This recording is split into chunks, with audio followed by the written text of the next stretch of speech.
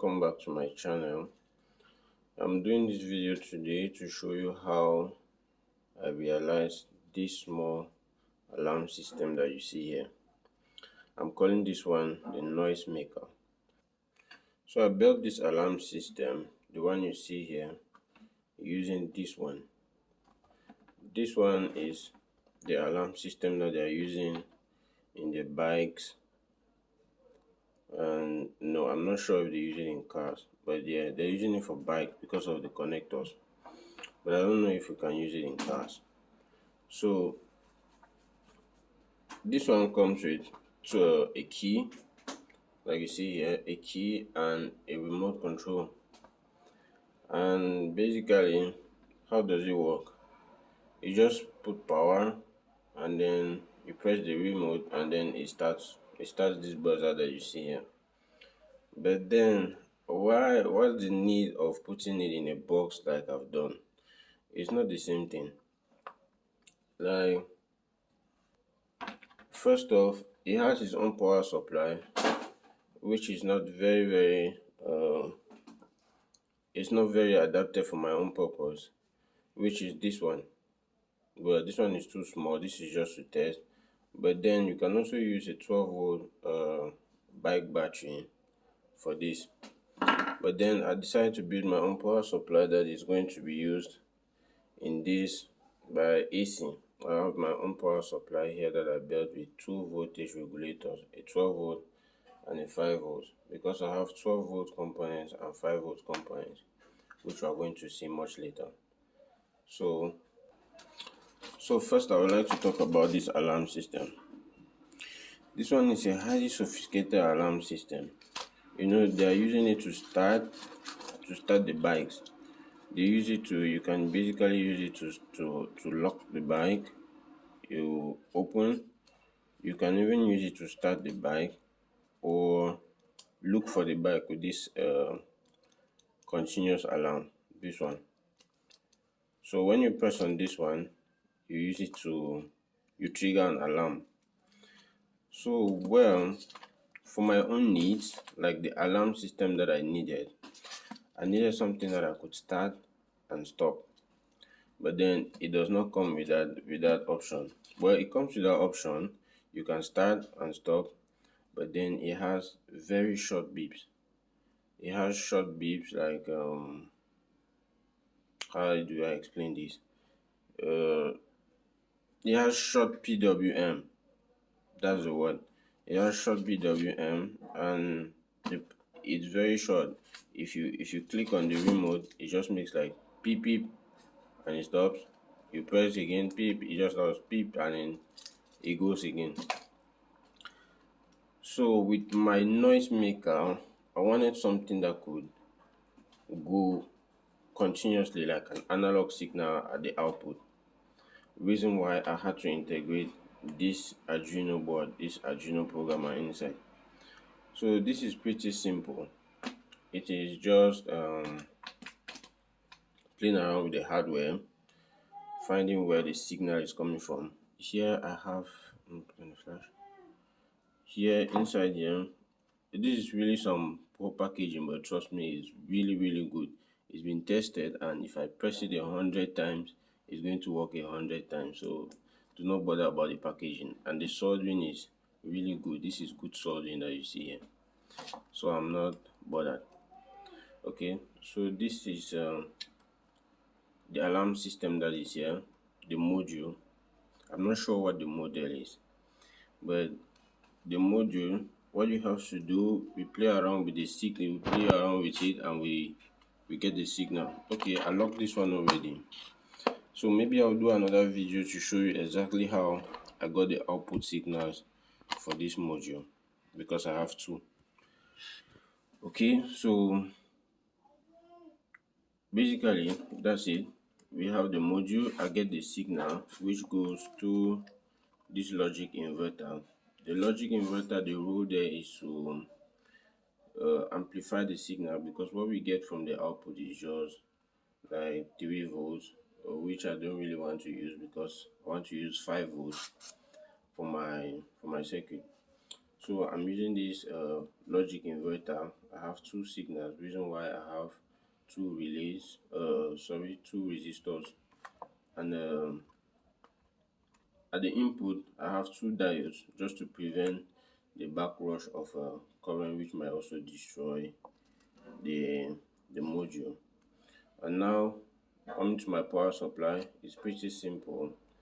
It has a switch first. It starts with a switch on the back of the board, and a 2 voltage regulators, a 12-volt voltage regulator, and a 5 volts. The 5 volts I'm using it to power our logic inverter, the Arduino board. What else? The relay. We have a relay at this end, and the 12 volts. No. I'm using the 12 volts to power this because it's two options. You can decide to use the 12 or 5 volts to power the alarm module, and the 12 volts I'm using it most especially for the buzzer.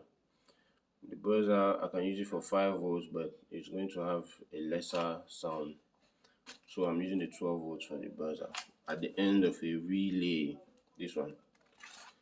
So this is a schematic, and I'm going to show you quickly how I came out with this, how it works. Alright, first, okay, this is an antenna. I decided to put it on the outside so that we will not have problems with signals. Okay, so starting off at the input of the power supply, because this is the power supply, at the input here we have a diode D1. Well, this can basically work without the diode, but I just put it there to prevent the backflow of current that might go back or back and forth. So I have a bunch of capacitors here just to filter the current, two voltage regulators, the 7812 for 12 volts and 7805 for 5 volts. And remember, their outputs, they're powering, for the 12 it's powering the buzzer, and what else, and this module. Okay, I didn't signal where this one is getting power, but then it has ground somewhere on the module, and it has a 12 volts. Yeah. Alright, so this is the relay module, and the most tricky part is finding where the signal is coming out. So I decided to play around with two buttons, the lock and the open. You can basically use any of the buttons, any of them, but I decided to use the lock and the open button, which are these ones, the lock and the open. So here's the tricky part. You find the signal and you connect it, you just hook up these two diodes just to protect the module. And what is coming out of here is 3.3 volts. I do not want to use 3.3 volts, and that's what we are using to play with. So that's why I'm using it. I'm coming through this logic inverter 2803, and the 2803 is having a bunch of inputs and outputs.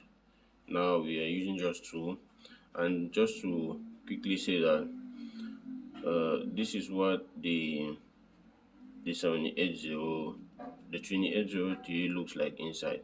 For each of the inputs, this is what it looks like. What's that thing? I'm not sure if this is it, but well, I'll check. It's an inverter. It's a logic gate. The not just a logic inverter.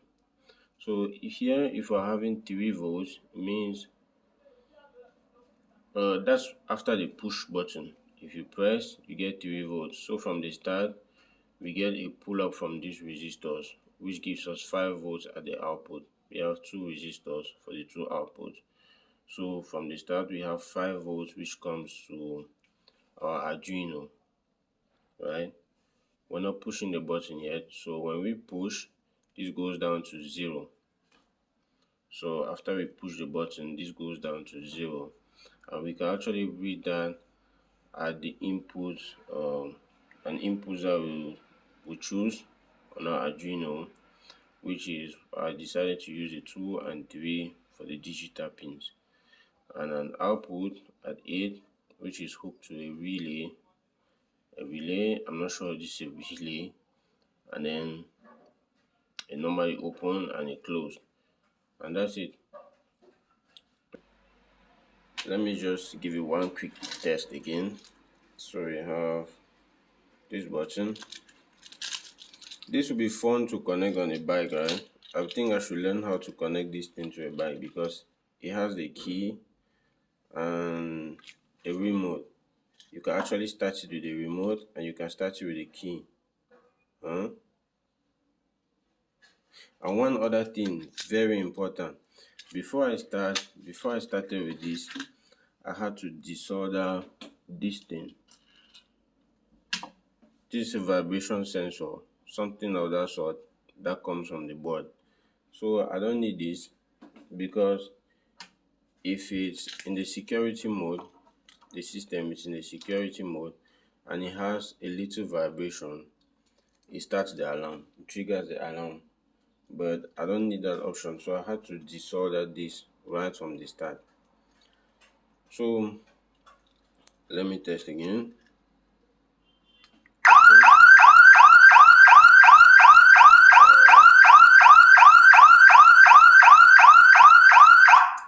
That's a really loud sound. So in my program, this can sound for like 5 minutes straight until you can stop it halfway if you wish. Right? So I'm going to use this in a home, trust me, and we'll see how long it lasts. So tell me, I want to know what else we can explore on this system. You know, I'm having motion detection sensors, sound detection, I'm having a bunch of sensors, and maybe GSM modules, which are all what we can integrate into this system. So let me know how we can make this better, and this is something that you will not see anywhere because it's just a bunch of ideas that are coming from my head and research from left and right. So this is the first place where you're going to see something like this. But I would say the most challenging part for this project, for the past few days that I've done it, was the programming part, because I've done things like this before, alarms, programming hardware, but it's been long and I lost a little bit of that skill. So it was a little bit difficult, but I plan on doing more of them so that we get better.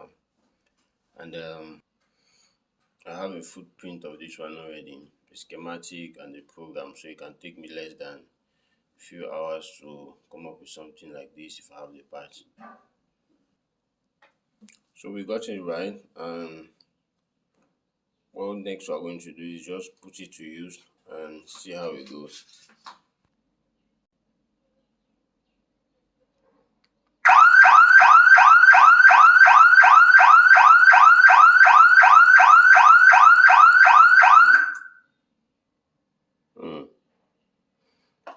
So that's it.